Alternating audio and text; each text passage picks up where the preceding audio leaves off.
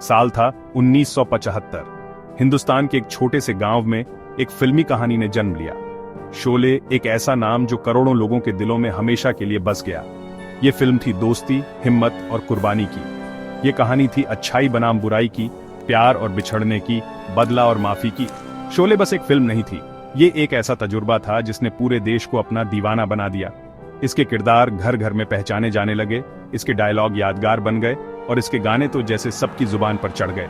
आज भी इतने सालों बाद शोले का जादू बरकरार है। इस वीडियो में हम शोले की अविस्मरणीय दुनिया में जाएंगे। हम रामगढ़ की धूल भरी गलियों से गुजरेंगे, गब्बर सिंह के खौफ को महसूस करेंगे और जय और वीरू की दोस्ती का जश्न मनाएंगे। आइए शोले के इस फिल्मी सफर को एक बार फिर से जीते हैं। रामगढ़ एक छोटा सा गांव जहां डूबते सूरज की सुनहरी किरणें पड़ती थीं, यहीं से शुरू होती है शोले की कहानी।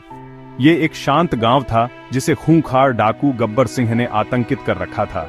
गांव वाले डर के साये में जीते थे, उनकी जिंदगी उस जालिम डाकू के रहमो करम पर थी। तभी आते हैं ठाकुर बलदेव सिंह, एक रिटायर्ड पुलिस अफसर, एक ऐसा इंसान जिसकी जिंदगी त्रासदी से बिखर चुकी है, जिसके अंदर बदले की आग धधक रही है। गब्बर सिंह ने उनके पूरे परिवार को बेरहमी से मार डाला था। ठाकुर को उनकी याद हमेशा सताती रहती है। उनके कटे हुए हाथ इस बात की गवाही देते हैं कि उन्होंने कितनी बर्बरता सही है।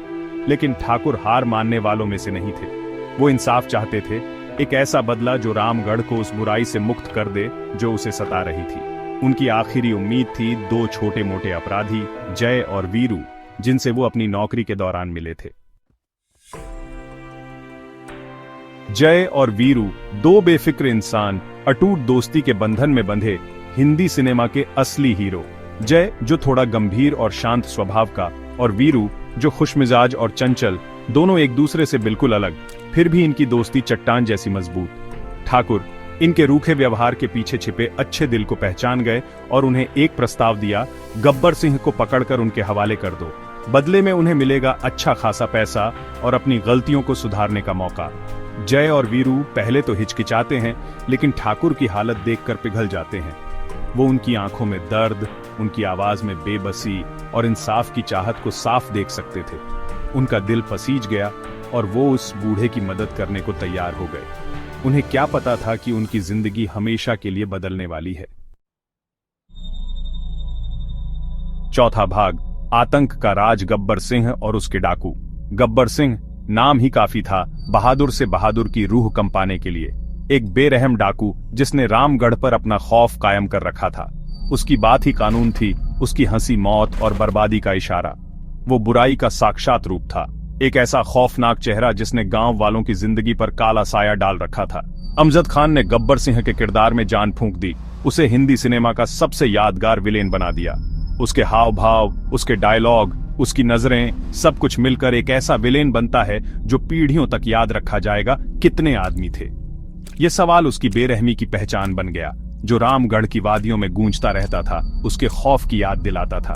गब्बर सिंह का आतंक सबसे ऊपर था, रामगढ़ पर उसकी पकड़ अटूट थी, जब तक जय और वीरू नहीं आए। पांचवा भाग, तबाही के बीच, प्यार, राधा और बसंती की प्यारी कहानियां। शोले सिर्फ एक्शन और बदले की कहानी नहीं थी, ये प्यार की भी कहानी थी। वो प्यार जो मुसीबतों के बीच भी खिलता है। फिल्म की मुख्य कहानी के साथ साथ दो प्रेम कहानियां भी चलती हैं, जो फिल्म में भावनाओं और कोमलता का रंग भरती है।